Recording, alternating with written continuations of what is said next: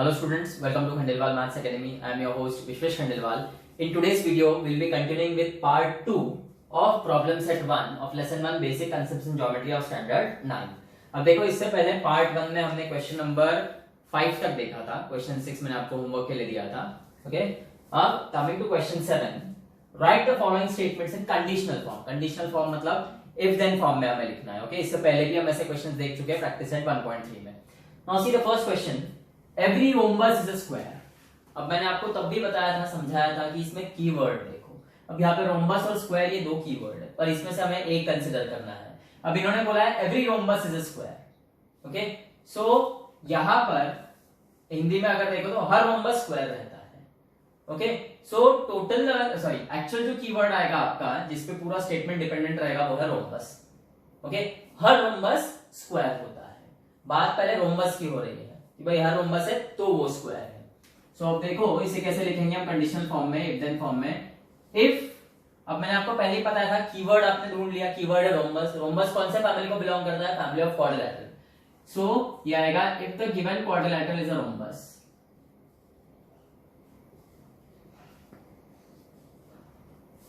If the given quadrilateral is a rhombus, then it is a square. Okay? अब देखो next question, angles in linear pair are supplementary. Angles की बात हो रही है और कैसे angles? Linear pair. Okay, now keyword आ गया linear pair. They belongs to the family of angles. So आप क्या लिखोगे? If the angles are in linear pair, अगर एंगल्स लीनियर पेयर में है तो then they are supplementary.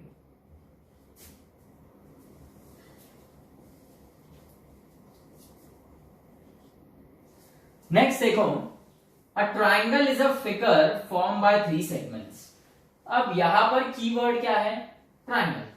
Okay, बोल रहे हैं ट्रायंगल एक ऐसा फिगर है जो 3 सेगमेंट से बनता है. अब कीवर्ड ट्रायंगल है. हाँ, अगर आइसोसीलियस या इक्विलैटरल स्केलर ऐसा बोलते तो हम बोलते थे they belong to the family of triangle. अब यहाँ पे डायरेक्ट ट्रायंगल की बात हो रही है तो ट्रायंगल कौन सा फैमिली को बिलोंग करता है? तो triangle is a kind of figure. So हम ऐसा लिखेंगे, if the given figure is a triangle, if the given figure is a triangle, then it is formed by 3 segments.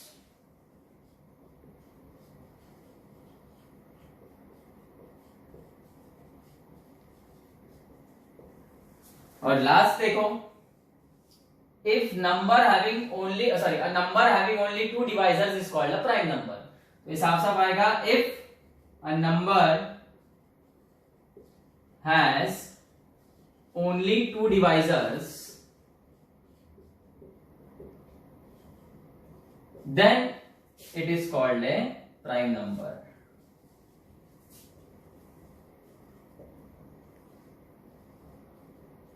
सो देखो ये काफी सिंपल है. ये आपने प्रैक्टिस सेट 1.3 में भी देखा था और मैंने तब भी आपको ये बोला था कि इसमें कीवर्ड देखो, जैसे every rhombus is a square. भले आपको लगेगा कि रोम्बस तो है, स्क्वायर भी कीवर्ड है, लेकिन क्या हो गया? अब देखो every rhombus is a square मतलब हर रोम्बस स्क्वायर रहेगा, तो पूरा स्टेटमेंट रोम्बस पे डिपेंडेंट है. तो रोम्बस आपका कीवर्ड है और it belongs to the family of quadrilateral. तो आप लिखोगे if the given quadrilateral is a rhombus then it is a square. वैसे यहाँ पे angles in a linear pair are supplementary. Angles keyword है और एंगल्स कैसे होना चाहिए? लीनियर पेयर में. Okay, so if the angles are in linear pair then they are supplementary. अब वैसे यहाँ पे triangle is a figure form bye 3 segments. Actually देखा जाए तो ट्रायंगल का डेफिनेशन दे दिया इन्होंने. यहाँ पे ट्रायंगल के बारे में बात हो रही है तो triangle is the keyword. Triangle, अब मैंने आपको पहले बताया isosceles, equilateral, right angle, obtuse angle, acute angle रहता तो हम बोलते थे they belongs to the family of triangle. अब यहाँ पे खुद ट्रायंगल की बात हो रही है तो triangle is a kind of figure. So if the given figure is a triangle then it is formed by 3 segments. It is formed by 3 segments. Okay, और लास्ट देखो fourth, a number having only 2 divisors is called prime number. if a number has only 2 divisors, अगर उसके 2 divisors है तभी वो कहलाएगा prime number. Okay, question 8 देखो, right the converse of each of the following statements. अब देखो कॉन्वर्स लिखते वक्त आपको वो जो भी स्टेटमेंट ये रहेंगे, एक तो वो कंडीशनल फॉर्म में है या नहीं, वो देखो मतलब इफ देन फॉर्म में है या नहीं। अगर वो इफ देन फॉर्म में नहीं है तो पहले उनको इफ देन में कन्वर्ट करो कंडीशनल में, और फिर कंडीशनल का हम करते हैं कॉन्वर्स। ओके, और ये हम प्रैक्टिस सेट 1.3 में भी देख चुके हैं। कंडीशनल इफ देन फॉर्म में रहेगा, इफ से देन तक का पार्ट एंटीसीडेंट, देन के बाद का पार्ट कॉन्सिक्वेंट।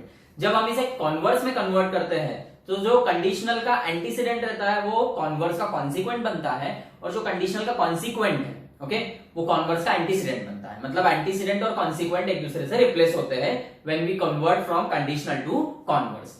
अब देखो यहाँ पे आपको 3 स्टेटमेंट दिख रहा है बोर्ड पे, और तीनों ही इफ देन फॉर्म में है। ये देखो if, this is then, if and here then. Okay, मतलब तीनों ही ऑलरेडी कंडीशनल फॉर्म में है, तो हमें उनको पहले कंडीशनल करने की जरूरत नहीं है, ऑलरेडी कंडीशनल फॉर्म में है, हम इन्हें डायरेक्ट कॉन्वर्स में कन्वर्ट करेंगे। अब देखो पहला जो आपका स्टेटमेंट है, if the sum of measures of angles in a figure is 180 degree then the figure is a triangle. अब देन के बाद का पार्ट कॉन्सिक्वेंट है, सो ओके, और वो कॉन्वर्स में बन जाएगा antecedent. If the figure is a triangle, if the figure is a triangle, then the sum of measures of angles in the figure is 180. Then the sum of measures of angles in the figure is 180 degree. ये काफी simple है। Okay, next question देखो, question 2, next statement, if the sum of measures of two angles is 90 degree then they are complement to each other. Then के बाद वाला part consequent part है जो converse में एंटीसीडेंट बनेगा, मतलब वो आएगा if they are complement to each other. मतलब इफ दे किसकी बात कर रहे हैं, two angles. So if two angles, हम ऐसा नहीं लिख सकते हैं if they are complement to each other. Okay, they, this is a pronoun, exactly किसको वो रिजेंबल कर रहा है, टू एंगल्स को वो लिखना पड़ेगा। If two angles are complement of each other then the sum of measure, then the sum of measures of those two angles is 90 degree. Okay, next third statement देखो, if the corresponding angles formed by transversal of two lines are congruent then the two lines are parallel. अब then the two lines are parallel, then के बाद का जो part है वो converse का antecedent बनेगा, तो आएगा if the two lines are parallel. If the two lines are parallel then the corresponding angles formed by the transversal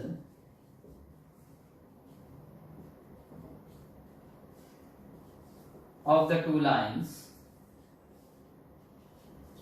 are congruent.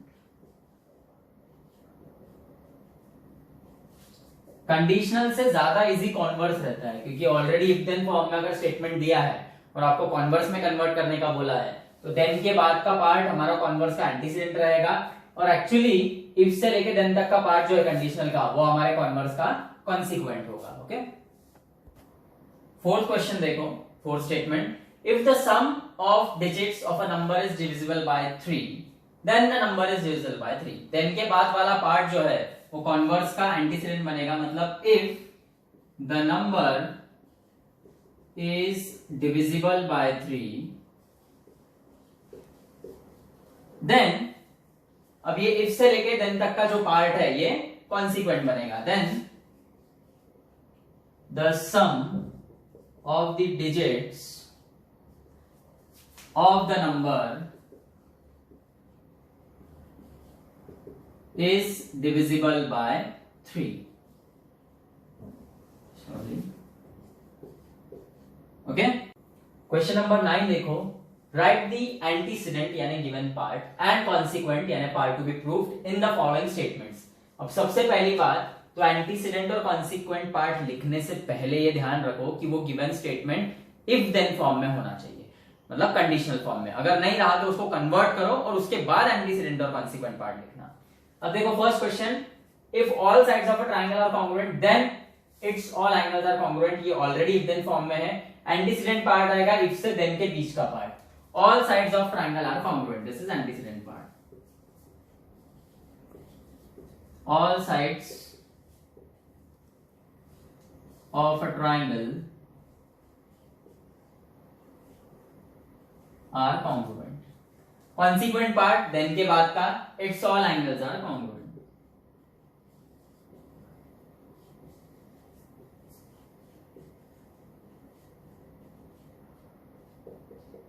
अब देखो second question, second statement, The diagonals of a parallelogram bisect each other. ये if then form में नहीं है, पहले इसको if then form में convert करो, मतलब कंडीशनल फॉर्म में कन्वर्ट करो। वो आएगा if, अब देखो diagonals of parallelogram bisect each other, keyword है parallelogram, it belongs to the family of quadrilateral. So if the given quadrilateral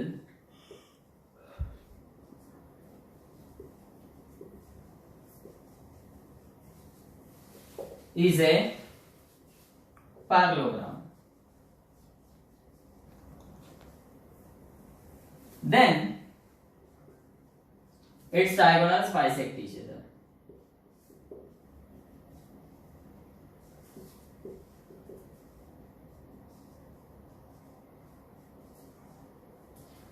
So देखो एंटीसीडेंट पार्ट, एंटीसीडेंट पार्ट आएगा इफ से देन के बीच का part. The given quadrilateral is a parallelogram.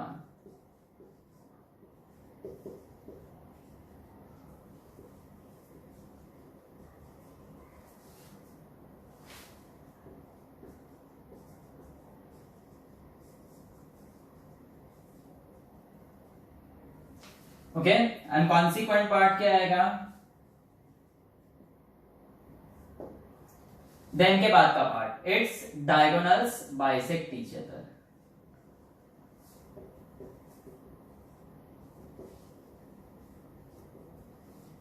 Okay, so are we clear with antecedent and consequent. यहाँ पे lesson खत्म होता है। नेक्स्ट वीडियो से हम लोग लेसन 2 स्टार्ट करेंगे। ओके।